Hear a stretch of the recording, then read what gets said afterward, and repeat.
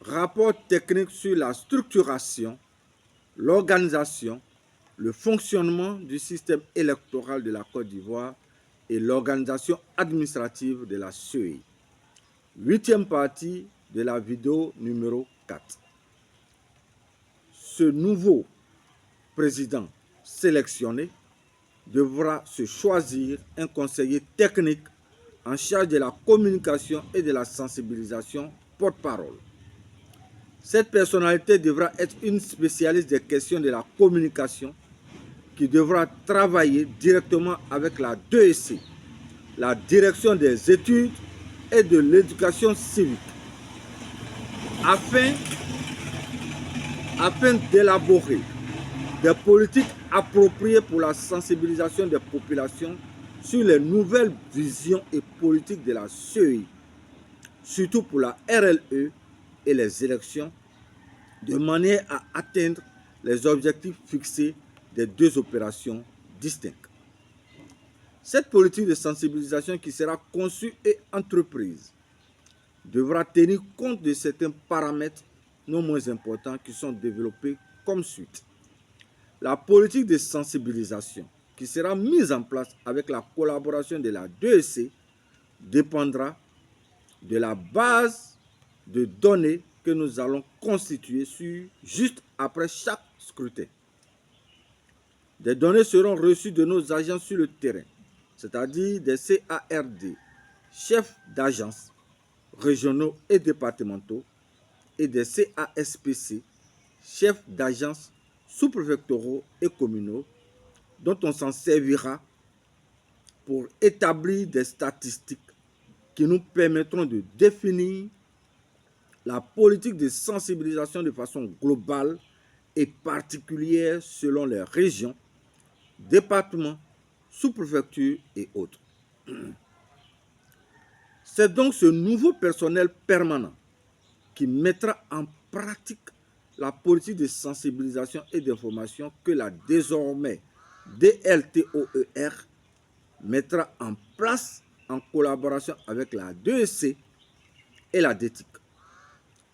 Ce travail se fera au quotidien et concernera toutes les couches sociales, les nouveaux majeurs et anciens majeurs principalement. Ces agents seront déployés sur toute l'étendue du territoire, dans tous les départements, dans les villes, les villages, les campements et hameaux. Ils iront dans les établissements scolaires, les universités, les entreprises et autres.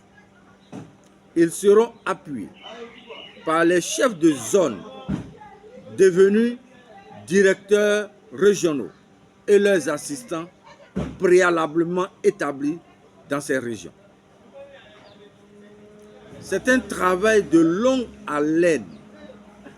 C'est pour cela qu'il faille impérativement faire une restructuration de la DSD, qui est la direction des services déconcentrés, qui deviendra la sous-direction des études, de la formation, du suivi, de l'évaluation et du contrôle, c'est-à-dire la SDFSEC, rattachée à la DLTOER avec deux services: service études et formation et évaluation et le service suivi et contrôle interne.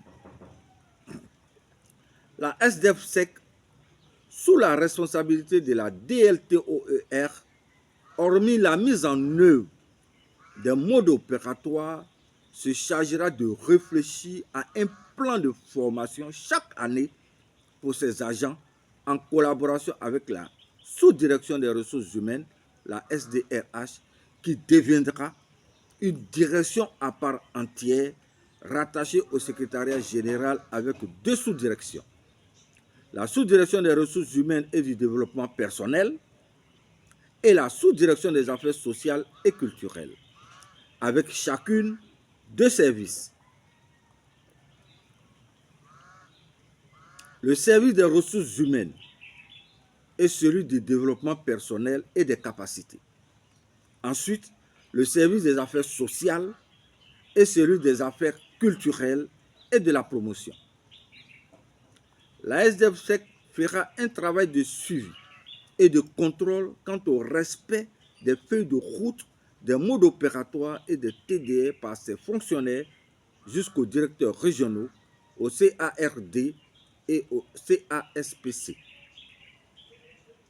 Une évaluation des travaux déclinés à chaque agent sera faite en conformité avec les objectifs fixés à chacun dans les directions, les sous-directions et les services de la CEI. En période électorale, les agents sur le terrain, dans les bureaux de vote et autres, seront traités de la même façon.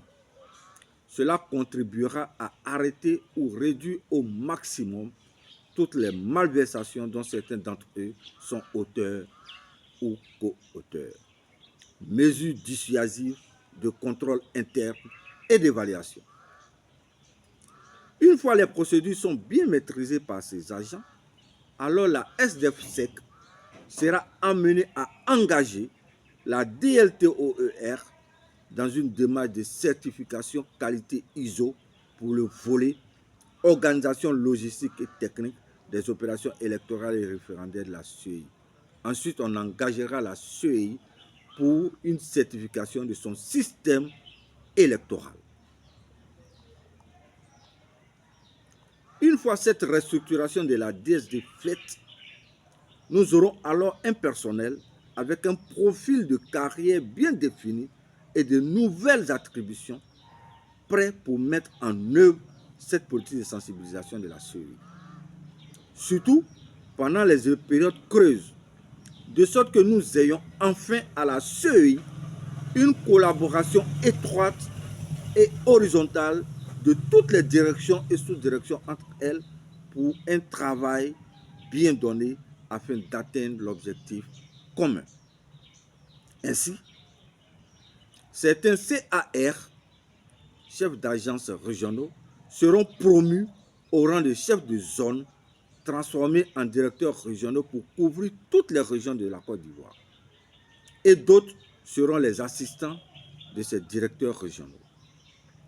Les ATA, les agents techniques d'appui, seront transformés en CARD, chefs d'agence régionale et départementale, et CASPC, chefs d'agence sous-préfectorale et communale. Ils seront tous dans une situation d'emploi permanente, ce qui leur permettra de faire le travail au quotidien dans un esprit de stabilité et d'efficacité afin d'atteindre les objectifs concernés.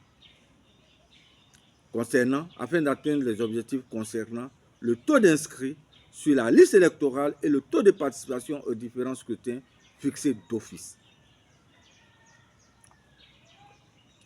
Les objectifs que la CEI devait se fixer, hormis la réussite des élections, le taux de fraude, c'est le taux d'inscrits sur la liste électorale et aussi le taux de participation aux différentes élections, qui sont les plus importants indicateurs de performance endogène dans un système électoral.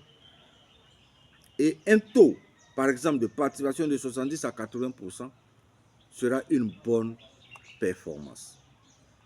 Il est important de rappeler que, hormis le référendum de 2000 et les élections présidentielles de 2011, aucune élection n'a atteint un taux de participation au-delà de 40 voire 50%. Nous ne parlons pas des chiffres officiels fabriqués, mais nous parlons des vrais chiffres. Pour mémoire, élection présidentielle de 2020, taux de participation 53,90% contre 37,88% pour les législatives selon la CEI. Vous remarquez donc la manipulation des chiffres. Depuis 2011, la CEI est plutôt un centre d'études inversé en matière électorale et en matière d'organisation administrative. Merci pour la 8e partie. Tout à l'heure pour la 9e partie de la vidéo numéro 4. Merci.